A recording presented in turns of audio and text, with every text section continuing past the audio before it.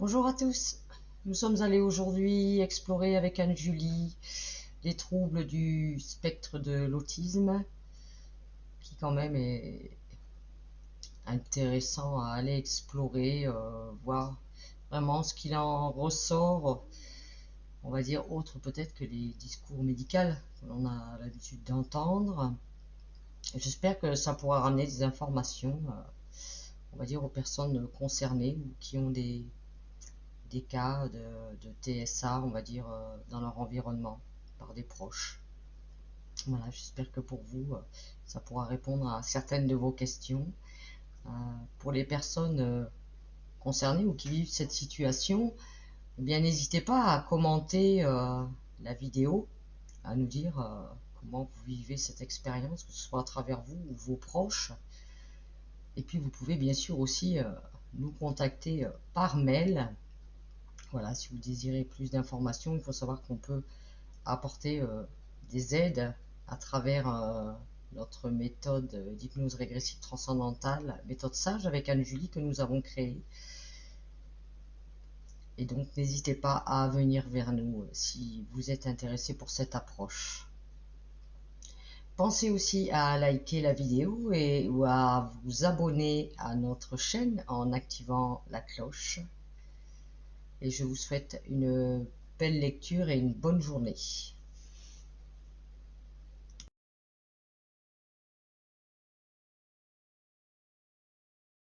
Je compte maintenant de 1 à 3. À mon 3, tu vas aller te connecter sur les troubles du spectre de l'autisme, dit les TSA.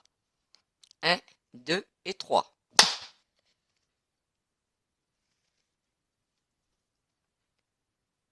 Ouais, Est-ce que tu as déjà des premières informations qui te viennent? voilà, ça fait du bruit. C'est Là, je suis avec un petit garçon qui est très gêné par tous les Hmm. bruits anodins. Il a besoin de calme, d'être dans sa bulle et de pouvoir décider ce qui rentre. Là, c'est comme si j'entendais tous les bruits qui sont derrière toi et c'est quelque chose de très agressif. C'est-à-dire que je vois ce petit garçon comme si des sens certains sens étaient exacerbés et du coup, ça en devient, oui, agressif, gênant. C'est comme si ça venait perturber le raisonnement logique, cérébral. C'est-à-dire que je vois des adultes, des enfants Mhm. et tu vois, là, ce petit garçon, c'est comme si j'étais à côté et il t'entend faire du bruit ou je sais pas ce que tu es en train de faire. En plus, ça claque, ça fait des bruits. Je sais pas si tu as dû bouger ta mâchoire. Et il me montre Euh, que ça claque et que c'est hyper désagréable. Il y a quelque chose qui claque derrière toi. d'accord, c'est quoi qui claque derrière moi si toi tu identifies Anne-Julie? Alors, il y a toi qui écris, qui bouge, en fait. Mhm. Euh, et ce qui claque, je sais pas si c'est avec ton poil D'accord. ou s'il y a autre chose. Il montre même les bruits de déglutition. Même ça aussi, c'est désagréable pour lui. C'est Ouais, agressif. il entend quelque part, il perçoit tous les bruits que nous, qui nous encadrent, qui nous entourent, que nous, on ne perçoit pas du tout. On n'y prête pas attention. C'est devenu, il y a des sons, en fait, qui sont passés en bruit de fond. Et, et lui, en fait, ça ne vient pas en bruit de fond. Donc, c'est que des bruits parasites et qui exacerbent, en fait, sa sensibilité auditive. Et, et c'est comme si c'était permanent. Il me montre qu'il est obligé de vivre avec un casque sur les oreilles, toujours avec la même musique. Pour s'isoler.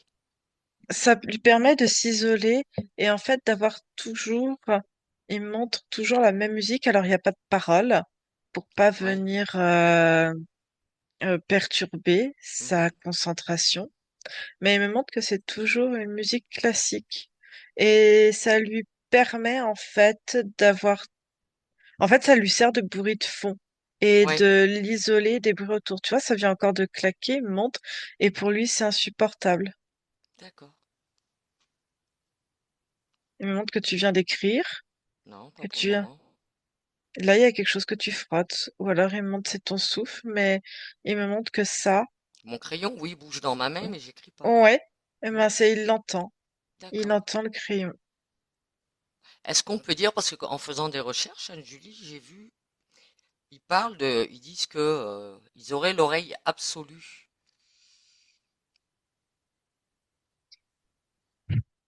Pas tous, Pas pas tous. tous, C'est non, selon les cas. non. Lui pourrait l'avoir, mais en fait, tout est tellement exacerbé, tu vois, lui, c'est vraiment le côté auditif, hein, qui est gênant.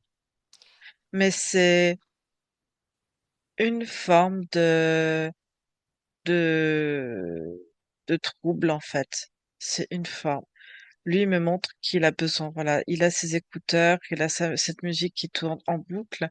C'est pas pour que ça soit, il me dit, quelque chose de routinier, Hmm. parce qu'il a l'air d'être aussi au courant de comment d'autres enfants. J'ai l'impression qu'il va dans un centre où il rencontre d'autres enfants et que lui, il n'a pas besoin de routine, en fait. Oui. Oui, il y a Euh, plusieurs cas, hein, il y a plusieurs catégories, hein, des troubles de il l'autisme. me dit, il va voir, c'est comme un centre de jour, il va de temps en temps avec sa maman et son papa. Oui, Euh, il me montre que là-bas, en fait, c'est-à-dire qu'il se sent à la fois différent quand il est entouré de d'autres enfants et que ça crée des incompréhensions, peut-être une mise à l'écart. D'autres sont plutôt bienveillants. Il montre mhm, différents enfants quand il est à l'école, mais il montre qu'il se sent aussi différent et pas forcément compris oui, et que quand il va dans ce centre de jour, et il me dit où ça pourrait être. Il dit c'est plaisant parce qu'il voit d'autres enfants avec, on va dire, les mêmes problématiques, mais il ne se sent pas forcément compris non plus parce que ils sont tous différents. Il me montre qu'il y en a qui parlent pas. hmm, Euh, il me montre que chez certains, l'autisme les a emmurés. En fait, c'est comme si on leur supprimait la parole. oui, Il me dit on les a emmurés. Mais il montre un autre petit garçon. Un petit garçon, ouais, j'en ai un autre. Et il me dit, il parle pas. Et effectivement, c'est un petit garçon qui parle pas. Mais il me dit, son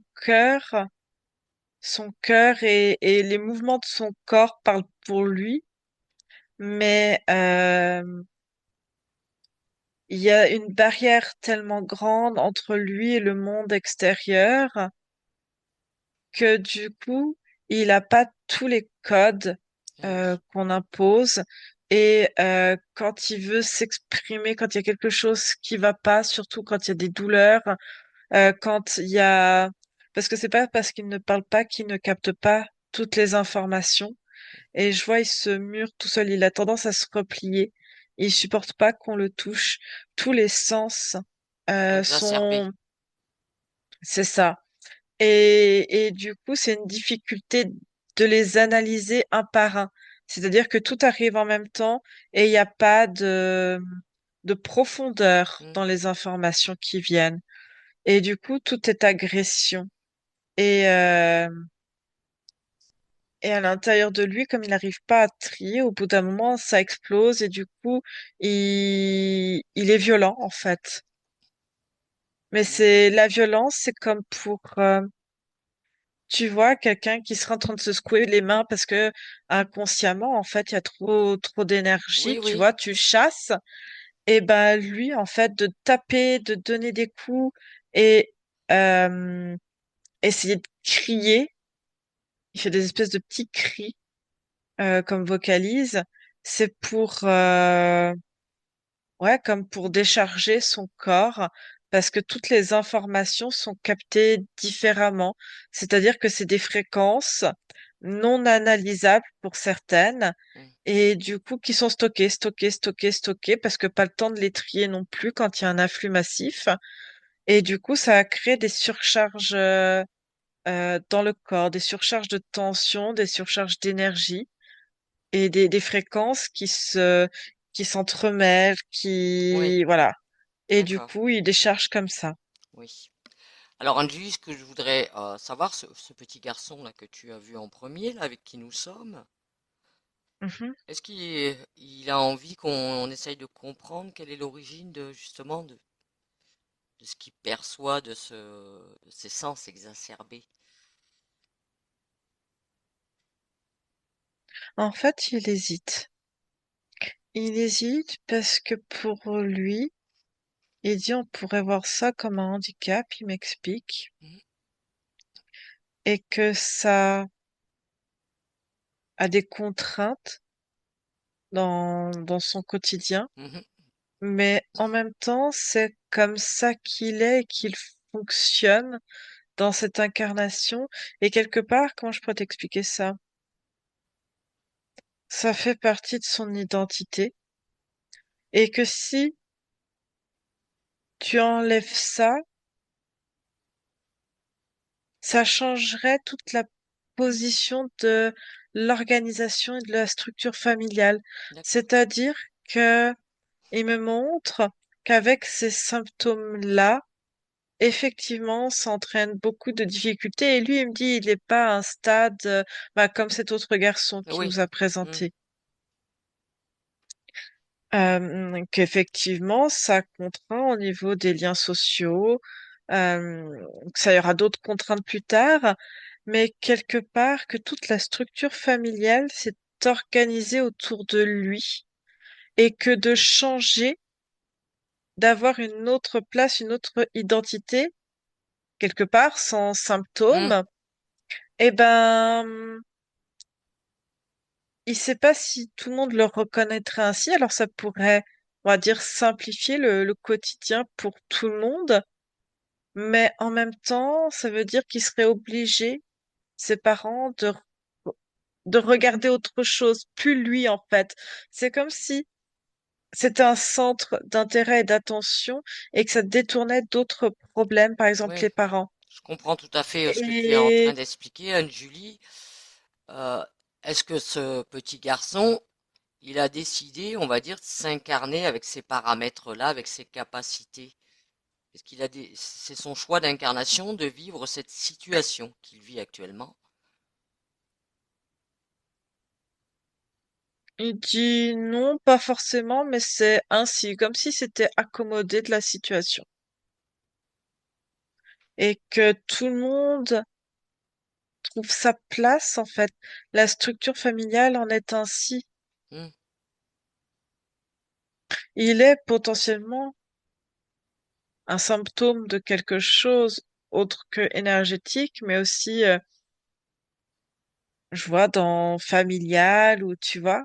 mhm, Mais pour lui, c'est comme un équilibre qui vient d'être trouvé pour tout le monde et que bouger, ça ferait bouger tout le monde et peut-être exploser cette structure familiale qui, en fait, tient comme ça. d'accord. C'est pas que tout le monde est, enfin, une forme de être heureux, je sais pas, Hmm, mais euh, en tout cas, il y a l'amour peut circuler comme ça. oui, à travers cette Voilà. pathologie, si on peut dire. Oui. Sauf que cet enfant ne va pas toujours être un enfant, il va grandir. Il va devenir un adulte. Ouais, mais lui, il voit pas ça pour le moment. Ouais, d'accord. De toute façon, comme on dit Anne-Julie, hein, on respecte toujours la volonté de chacun. Alors, on va juste, tu vas te détacher de ce cas-là et prendre une vue d'ensemble. Tu te coupes de ce petit garçon maintenant. Ce que je veux, c'est que tu m'observes déjà toutes les différentes catégories d'autisme que tu perçois. Parce que apparemment, ils sont classés en 5 catégories. Toi, comment tu perçois ça? Moi, je vois une forme de gravité, c'est-à-dire une forme d'handicap, comme ce petit garçon Hmm. qui est complètement mutique, euh, qui a développé aussi d'autres maladies associées. On va dire que ça, c'est dans les cas les plus graves, où il y a un retard de développement mental, Oui. des troubles de la parole. Alors certains peuvent avoir des troubles de la parole avec plus ou moins un retard associé. Euh, donc ça, c'est dans les cas les plus graves. Certains, je vois, vont passer inaperçus. Ça veut pas dire qu'ils n'ont pas d'autisme, mais ce que je vois surtout, c'est une forme. Oui, il y en a qui arrivent quand même avec de l'autisme à vivre en autonomie, comme on dit, à avoir une vie, un semblant de vie. C'est ça, Oui. c'est-à-dire que je vois à la fois le côté déficitaire et pour d'autres comme une forme d'intelligence, pareil, exacerbée. C'est-à-dire que certains vont faire de l'exacerbation de leur sens, être plus attentifs sur un sens qu'un autre et vont réussir à, comment dire, à structurer, alors peut-être différemment que quelqu'un qui n'aurait pas ce spectre de l'autisme, mais structurer différemment leur cerveau pour être focus sur euh, une certaine logique, une forme de logique, Mhm. et en faire une force d'analyse. Et quand je te dis ça, je vois des médecins, je vois des grands scientifiques, je vois des grands musiciens également, Mhm. des grands artistes. Euh, et qui ont compris quelque part qu'ils étaient différents, mais ont réussi dans leur système cognitif d'en faire une force, Oui. et aussi pour certains artistes de comprendre leur différence et d'en faire un atout en fait chez certains artistes, d'en faire une force. Et comme ils ont compris ça, ils ont une grande analyse de leur mode de fonctionnement et de ce qu'il leur faut ou ne leur faut pas dans leur vie quotidienne. Oui. J'en ai d'autres qui n'ont pas réussi à, à cloisonner ces informations, et c'est un champ informationnel qui est très important, et d'informations si bien auditives que visuelles que kinesthésiques, avec aussi quand je dis kinesthésique, c'est aussi les émotions des autres, et c'est comme une agression qui est constante, euh, qui vont mettre des choses, des protocoles, des routines très spécifiques pour essayer, à défaut de cloisonner leur cerveau, de cloisonner le champ des informations qui vont arriver à eux. Donc, si c'est toujours la même chose, tu sais, un peu comme ce garçon avec la musique, Oui. Oui. ben là, ils font toujours la même chose, au bout d'un moment, ils vont avoir l'information que ça c'est là, et que c'est toujours pareil. Oui. Alors, quand il y a quelque chose qui déroge, ça peut être comme un grain de sable Dans les dans une rouages. route. Exactement. Et ça peut complètement les perturber. Et je vois un jeune adolescent, tu vois, il a toujours le même schéma. Le matin, il se lève, il va à l'école, Hmm. mais c'est toujours, et il me montre que quelqu'un a fait le ménage et que ses chaussons, euh, Oui, c'est tout. C'est vraiment très, comment, ouais, il très me montre que les routinier. chaussons, c'est ça. Normalement, les chaussons de son père doivent être rangés l'un dans l'autre. Oui. Parce qu'il aime bien que tout prenne le moins de place possible. Hmm. Donc, ranger l'un dans l'autre. Et là, ben, il sait pas pourquoi les chaussons sont posés côte à côte. Et en fait, il va bugger. En fait, Oui. c'est comme si son cerveau n'arrivait plus à analyser l'information et du coup ne comprend pas pourquoi. Il y a une grande incompréhension et ça va créer un stress stress, il va chercher le pourquoi du comment, donc il va se rajouter des informations qu'il n'avait pas. Avant, c'était comme ça, tu te poses pas de questions. Oui. Et là, parce que les chaussons sont rangés différemment, il va se demander pourquoi est-ce que son père n'a pas eu le temps peut-être de les ranger correctement? Est-ce que du coup, ça veut dire que s'il les a pas rangés correctement, il avait peut-être un stress, il avait peut-être quelque chose qui n'allait pas. Donc, il va commencer à s'inquiéter Oui, que ça peut-être son enchaîne, père, oui, oui, ça ça va enchaîne tout trop un vite processus. et ça Mm. va très très très très très vite. Et ça se dégrade très vite, oui.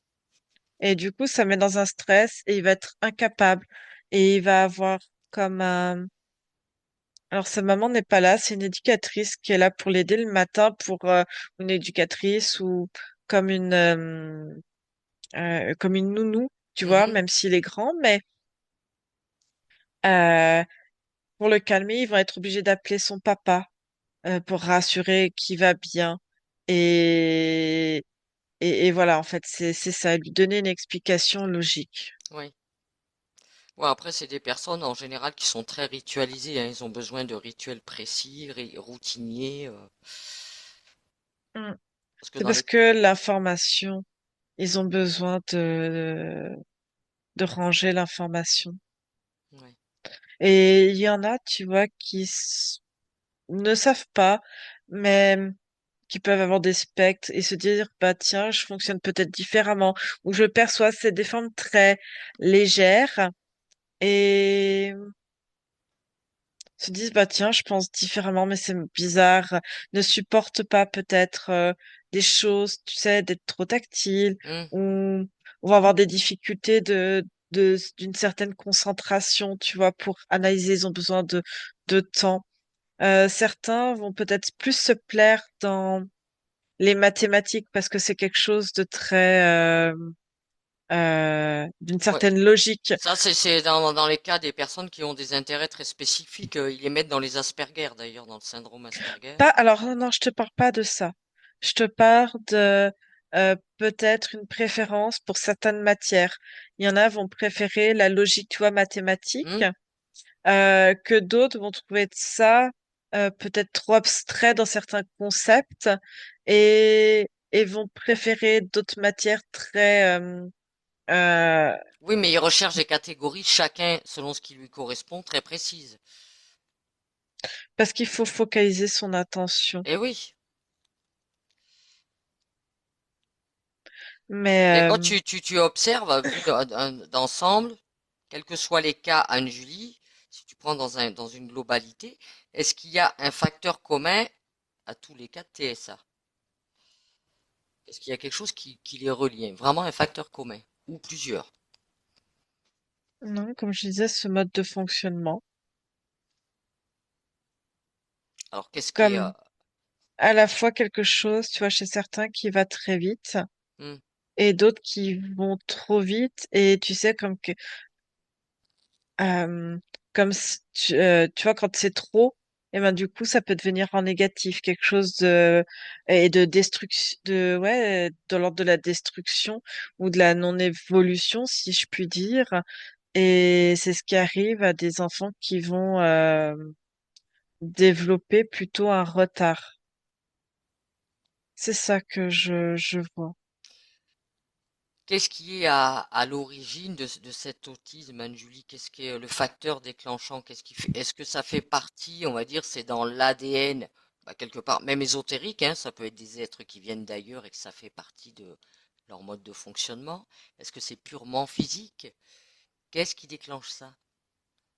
Parce qu'en général, dans la plupart des cas, quand même, j'y viens dans la plupart des cas, au début, ils sont, j'aime pas le terme normaux parce qu'on sait pas trop ce que ça veut dire, qu'est-ce que la normalité, mais bon, au début, ils ont un processus, bah, comme un peu chacun d'entre nous, un petit.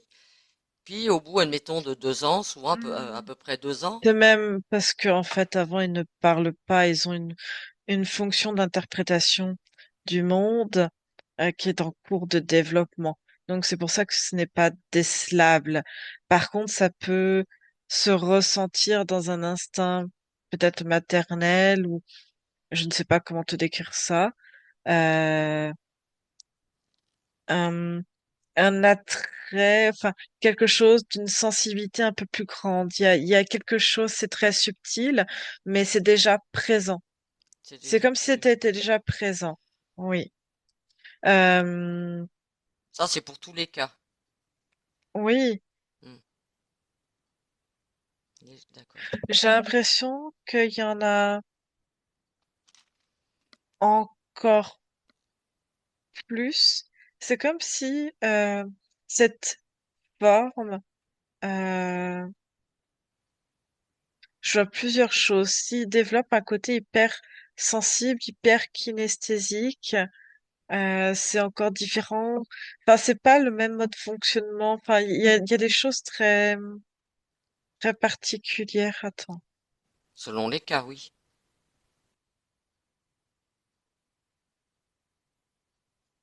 Il y a déjà quelque chose qui fait qu'on les détecte. Et c'est pas qu'il y en avait moins ou plus qu'avant.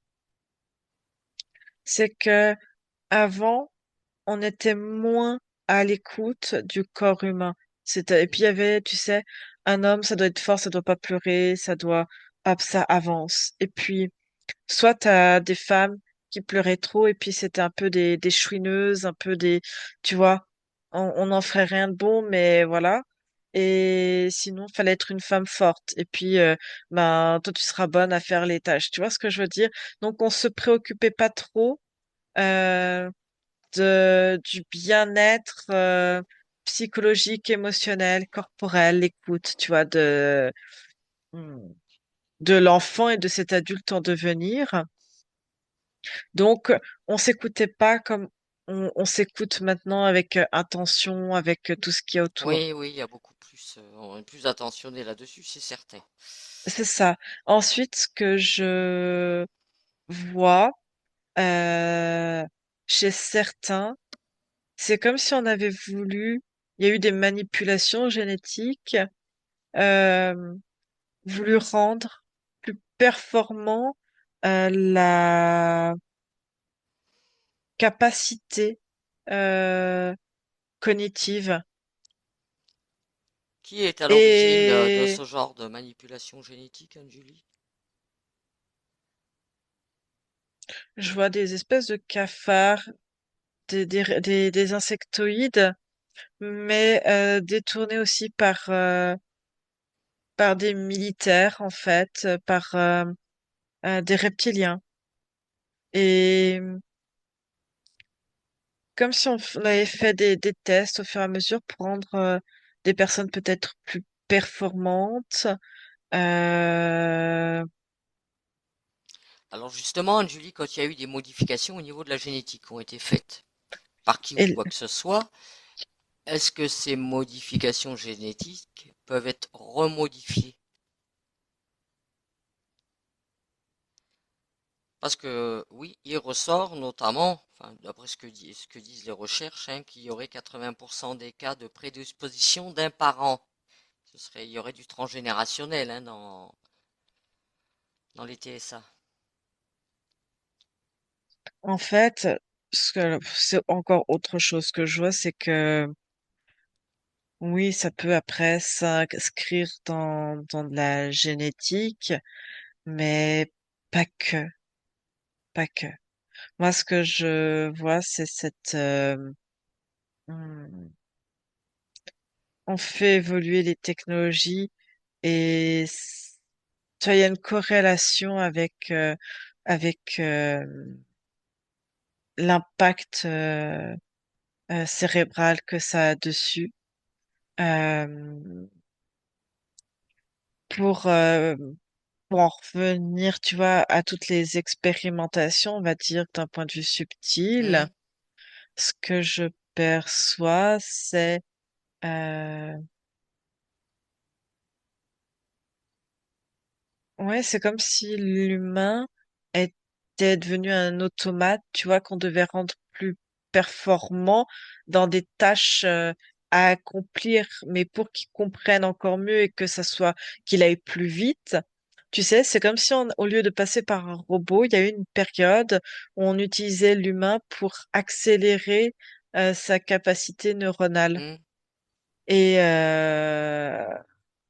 Et on a vu que, en fait, ça pouvait en rendre certains plus intelligents que certaines entités ou plus perspicaces. Euh, et du coup, ne serait pas dans l'obéissance parce qu'en fait, ça dérègle euh, la vision des choses. Hein. J'ai un Hmm. regard plus perspicace et du coup, ça ne veut pas rentrer dans les normes puisque c'est différent. Et du coup, ça risque pour certains d'en faire des automates qui ne répondent plus aux ordres initiés par la Ouais. hiérarchie. Donc, je vois comme un programme euh, Elior, Hector, Héliotor, je sais pas, quelque chose comme ça, qui a été mis en stand-by. Mais du coup, voilà, ils ont vu aussi l'impact des sources d'énergie dessus au fur et à mesure du temps. Euh, et c'est un programme, je vois, qui est mis en place fin 19e siècle. Donc 1800, j'ai Hmm. 1875, 1880. Est-ce qu'il est encore effectif ce programme? Non, mis en stand-by. Les personnes sont sous surveillance, mais du coup, on, on a dénoté avec le temps des enfants, on va dire, plus sensibles euh, à beaucoup de choses, mais il y avait encore un régime, on va dire, dans l'éducation très stricte. Hmm. Donc du coup, ça passait inaperçu, ou alors soit t'étais faible, soit t'étais fort, tu vois. Oui, oui, il Soit n'y avait pas t'étais 50 utile, soit t'étais un catégories. bon à rien. Hmm. Et, et avec le temps, certaines personnes se sont penchées euh, sur ces cas, on va dire, d'intelligence pour certains. Parce que ceux qui sortent du lot, c'est ceux qui étaient très intelligents. Oui, mais Ceux ça reste quel qui... pourcentage au milieu des TSA, cela, de ce genre de résultat? J'ai 5-10%. Ouais, ça fait faible, hein, ça fait Parce faible. que les autres, en fait, se retrouvent pris, j'ai vraiment ça, comme pris en otage par ce gène, par cette modification, je sais pas comment dire ça. Ouais, qui est rentré à une période dans les génétiques quand il y a eu ces programmes. Mm. Et ensuite, le fait, tu vois, ça s'inscrit. Et avec le temps, on a été plus à l'écoute du bien-être de la personne, etc. Et, et entre-temps, il y a eu des guerres, plein de guerres. Et du coup, la peur, les émotions ont exacerbé euh, les fréquences. C'est encore plus de fréquences. Et ça aussi, ça peut jouer sur les degrés, je vois, sur comment sont captées les informations aussi. Ah bah puis si, quand on voit comme le petit que tu avais tout à l'heure là qui capte tout, ah bah là ils doivent être au top 50 avec toutes les fréquences qu'il y a, les ondes partout. Hmm. Lui, il entendait même des grésillements, Hmm. celui qui était mutique, même les moindres grésillements des ondes, en fait. Oui, ça doit être infernal quoi. Ouais, faudrait comme, parce que je vois des entités autour, mais lui proposer une bulle ou quelque chose qui serait un peu hermétique pour limiter, on va dire, toutes ces agressions euh, extérieures. Comment te dire ça? Et qui puisse, en fait, dans cette Bulle? enveloppe, Hmm. ouais, avoir comme un décodeur, tu vois, de l'information qui peut Oui. entrer, qui peut sortir. Bien, propose-lui, s'il est intéressé bien sûr, hein, de se mettre en place ce type de bulle. Parce que l'âme est présente, mais a l'impression est complètement paralysée, est complètement paralysée elle aussi. Hmm. ce que je vois, euh, j'ai ta partie subliminale, ta conscience qui me dit de faire attention, de juste proposer ça, mais de ne pas aller travailler sans le consentement sur l'âme en elle-même pour pas la rendre, comment dire, pleinement conscience pour le moment. Quand elle, Sera euh, prête si elle est prête un c'est jour. pas ça. Ah ouais, ou quand elle décidera de pouvoir choisir et de Oui. pouvoir se libérer. Parce que le souci, si l'âme prend pleinement conscience et le corps pleinement conscience de son état, Peut se sentir euh, emprisonné. c'est ça, et peut créer encore plus de colère, plus de Oui. déchaînement, de choses très archaïques, parce que c'est comme si lui, avec le retard qu'il a, il peut réparer certaines euh, connexions, Hmm. certaines joies fibres, mais ça sera trop long, trop lent, pas assez efficient pour que ça lui soit bénéfique. Et au contraire, ça pourrait avoir un côté délétère. Oui, oui. Donc, vaut mieux l'aider si on peut, on va dire, l'accompagner pour se mettre des choses en place, bah, pour qu'il ait un peu plus de confort, sans Mhm. pour autant vouloir le modifier complètement, que ce serait trop perturbant et il n'y aurait rien de positif dans tout ça, hein. Voilà. Voilà, juste qu'il ait un peu plus de confort, qu'il vive un peu mieux sa Hmm. situation. Un petit gars, ouais, il s'appelle Théophile. Ok. Et si tu prends d'un point de vue vision, la vision qu'ils ont, parce qu'il est décrit qu'il y en aurait, apparemment, ils nous verraient comme si nous, quand ils nous regardent, ils nous voient fragmentés. Ça va dépendre. Ça va dépendre de de leur sensibilité, de quel canot est le plus Ouvert. utilisé. Enfin, tout est utilisé, mais il y en a qui vont essayer de plus se focaliser. Moi, ce que je vois, ça va être alors une vision, une compréhension différente. Euh, Comme ils ont un mode de fonctionnement qui est différent, certains ne vont pas forcément euh, comprendre les informations. Il y a comme un paramétrage dans les codes sociaux que peuvent avoir certaines personnes et une manière de fonctionner qui peuvent paraître incompréhensibles pour eux parce que ça sort d'une logique, ça sort d'une certaine logique. C'est quelque chose de conceptuel et ce n'est pas logique, ce n'est pas rattaché à quelque chose de rationnel. Donc certains codes, ils ne les auront pas forcément ou ne vont pas les comprendre. Mhm.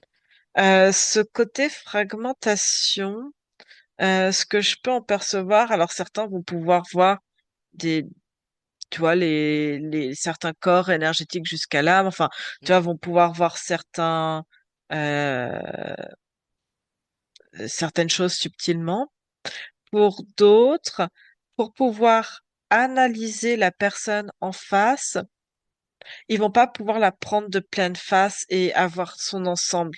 Oui, Eux-mêmes, en fait, vont être obligés de fragmenter la personne dans pour la euh, décomposer un peu et l'analyser. et exactement. Ouais, je comprends tout à fait. Comment apaiser un autiste, Anne-Julie,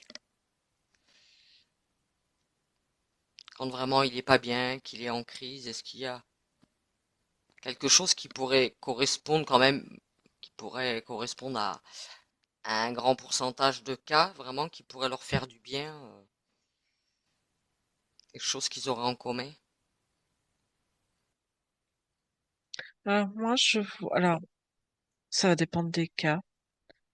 Si tu pars du principe que c'est une hyper information et difficulté il y a ceux qui vont très bien s'en sortir et puis il y a ceux qui vont être débordés par des informations, quelque chose qui sort d'un cadre, d'une Hmm. routine.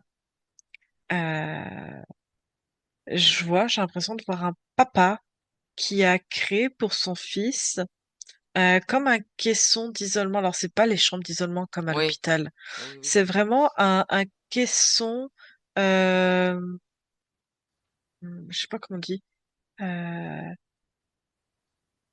un caisson qui est tout noir, qui est isolant, euh, De mais toutes les ondes. vraiment de toute onde, de tout son, de toute euh, excitation. Quand je dis excitation, c'est tout le champ Hmm. informationnel, visuel, auditif, kinesthésique.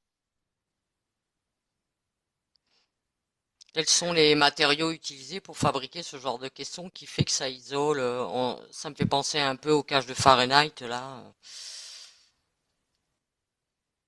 Au cage de Fahrenheit? Oui, tu sais, ces cages là, Non, là. la cage de Farfadet, mais Non, de Fahrenheit, je sais plus Fahrenheit, comment ça s'appelle ces trucs là justement que des personnes je sais pas. fabriquent hein, pour isoler, pour enfermer des ondes là-dedans, tu vois, style même des compteurs, des choses comme ça.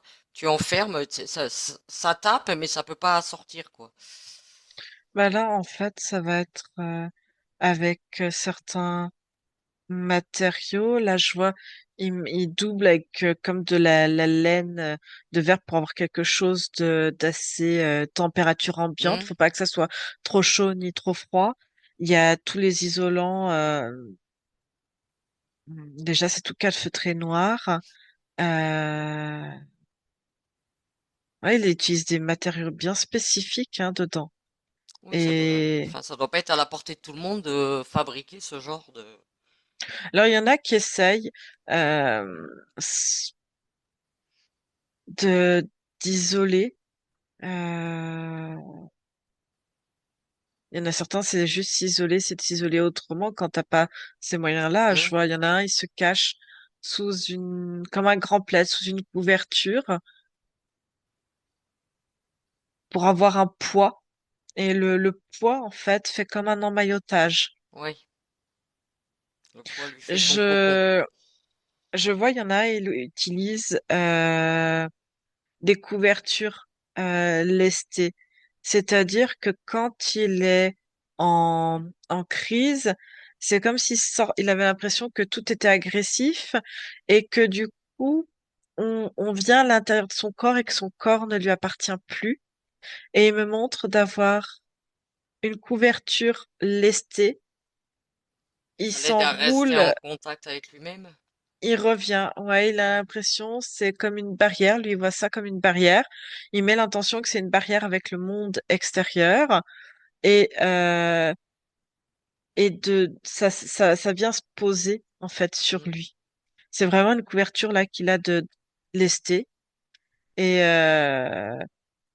il s'enroule dedans. Et ça vient l'apaiser. Il se met dans le noir complet. Et, lui se met pareil, un casque sur les oreilles. D'accord. Ce que je voudrais que tu observes, Anne-Julie, alors tu observes, tu prends un peu de hauteur, tu observes, mais sans partager l'information de ce que tu perçois, parce qu'on n'est pas là pour perturber qui que ce soit. Mais regarde si ces personnes-là qui ont ce trouble, est-ce qu'il y a de l'entité derrière qui est au contrôle de ces incarnations, ou est-ce qu'il y a certaines âmes autonomes qui ont juste pas pris les bons paramètres, ils n'ont pas tout vérifié, se sont retrouvés un peu pris dans des lignées, ou est-ce que c'est vraiment des incarnations sous contrôle? Il y a de tout. Il y a de tout et certains, on va dire que c'est dans l'ADN, c'est marqué, c'est un mode de fonctionnement.